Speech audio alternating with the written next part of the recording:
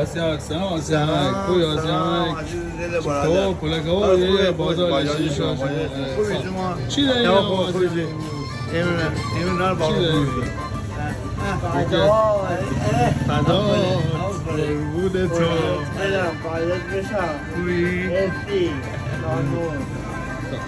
آسیا من چی داری میام این میمان ماست دیگه آره میمان ماست بسیار عالی نار پیش شما بسیار عالی خب بریم بریم داخل بریم چی داریم میدونم چی بوده آقا آقا اینو بوده آره تی کلا بیو باره آقا تی کلا بیو باره آقا این کلا بیو باره نه بوده نه حرام پول بیداشی کاملا حساسه یه ذره ها آره زیاد میکنم آره ما باید یه ذره بیشتر بگم و اینجا گذاشتم مرسی حرام باشه خدا برکت بده خدا برکت بده خدا برکت بده خدا برکت بده آقا دست شما ده همینجور مشی الان داره آره این چی دوگه این دیگه با مرو حالا بروش برو بچه همه عالی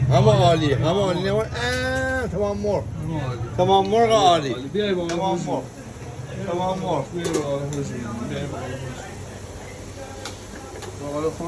با شیوید آره بدون شیوید آقا گفتم الان دیگه آقا مگه همون بدون شیوید هم داری من از شما قراره که دفعه بعد